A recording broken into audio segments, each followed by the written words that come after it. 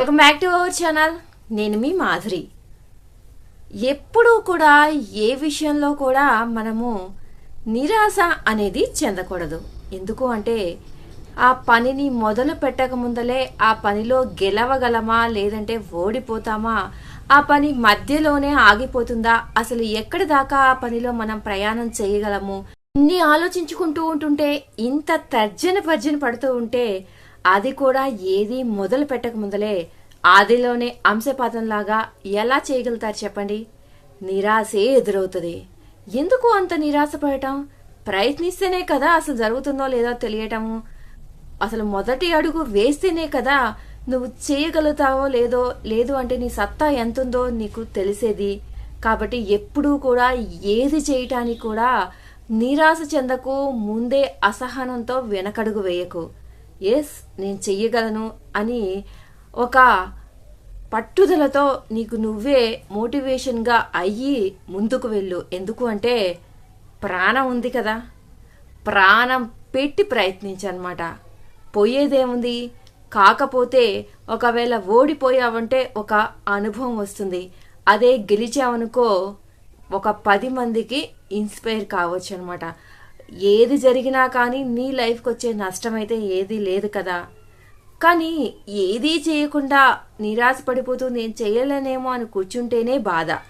ఆ నిరాశను వదిలిపెట్టేసి ముందడికి వేస్తే ఏదైనా సరే విజయమో వీరస్వర్గమో నిర్ణయం చేసుకోవచ్చు అనమాట. కాబట్టి ఎప్పుడు కూడా నిరాశ అనేది పనికిరాదనమాట. కాబట్టి ఏ పనిలో అయినా నీ ప్రాణం పెట్టి చేసినప్పుడు కాకపోతే విజయం ప్రాప్తించటానికో లేదు అంటే అందులో ఒక అనుభవం రావటానికో ఆలస్యం అయితే పట్టచ్చు, కానీ ఖచ్చితంగా నువ్వైతే సాధించగలుగుతావు అనమాట. ఎందుకంటే ఇవన్నీ కూడా ఎవరు కూడా మనకి చెప్పరు. మన లైఫే మనకు నేర్పిస్తుంది. మనం ప్రతిరోజు ప్రతి ఒక్కరి విషయంలో మనము జీవితంలో ఎవరినైతే కలుస్తామో వాళ్ళ దగ్గర నుంచి కానివ్వండి, జీవితంలో అడుగడుగునా మనము ఏదైతే ఫేస్ చేస్తామో ఆ సిచ్యువేషన్ నుంచి కానివ్వండి, ప్రతిరోజు ఒక లెర్నింగ్ ప్రాసెస్ అనమాట. మనకి ప్రతిరోజు మనము నేర్చుకుంటానే ఉంటాం అనమాట. ఇది మాత్రం ఖచ్చితంగా జరిగి తీరుతుంది ప్రతి ఒక్కరి విషయంలో.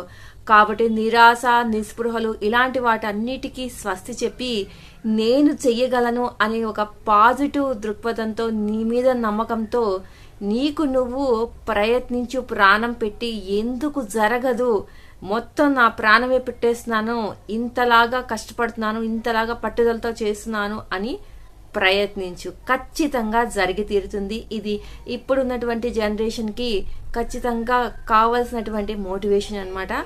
అంటే ఈ రోజుల్లో ఇప్పుడున్న జనరేషన్ చిన్న చిన్న విషయాలను కూడా తట్టుకోలేకపోతున్నారు. చిన్న చిన్న విషయాలకు కూడా నిరాశపడిపోతున్నారు. అంటే ఏదైనా అమ్మ ఏదైనా అన్నది అంటే వాళ్ళకు నిరాశే. అంటే ఈరోజు మార్కులు తక్కువ వచ్చినాయని పేరెంట్స్ తిట్టారు కాబట్టి నేను ఇంకా ఏం చేయలేనేమో, నా లైఫ్ ఇంతేనేమో. ఏదైనా ఒక ఎగ్జామ్లో బై మిస్టేక్ మార్క్స్ రాక వాళ్ళు ఆ ఎగ్జామ్ పాస్ అవ్వలేదు, దానికి కూడా నిరాశే, మేము చేయలేనేమో అని చెప్పేసి. ఏదైనా ఒక వెహికల్ ఎలా నడపాలో నేర్చుకోవాలనుకున్నారు, ఒక గేమ్ ఎలా నేర్చుకోవాలి అని అనుకున్నారు, గేమ్ నేర్చుకోవాలని, అది రావట్లేదు. అసలు ఏ పని చేద్దామన్నా కానీ వాళ్ళకి రాదు అంటే అది నిరాశే. చిన్న చిన్న వాటికి కూడా ఎక్కువ ఫ్రస్ట్రేషన్ అయిపోయి, ఎక్కువ డిప్రెషన్ అయిపోయి, ఎక్కువ నిరాశ చెంది అనవసరంగా ముక్కుపచ్చలారని జీవితాలను కూడా నాశనం చేసుకుంటున్నారనమాట.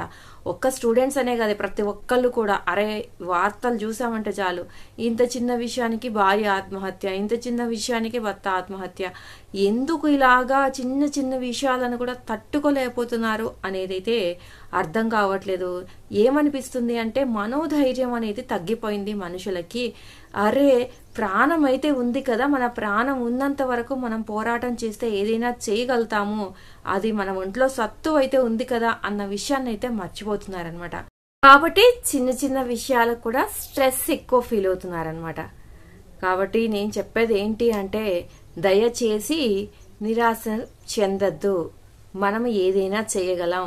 ఒక్క మనుషులకు మాత్రమే ఆలోచన శక్తి ఉంది, జ్ఞానం అనేది ఆ దేవుడు ఇచ్చాడు. కాబట్టి అనవసరంగా ఉన్న ఒకే ఒక్క జీవితాన్ని పిచ్చి పిచ్చి ఆలోచనలతో పాడు చేసుకోవద్దనమాట. ఇదండి ఈరోజు వీడియో. వీడియో కనుక నచ్చితే లైక్ చేయడం మర్చిపోద్దు. మరి ఇలాంటి వీడియోస్ కోసం వెంటనే ఛానల్ సబ్స్క్రైబ్ చేసుకోండి.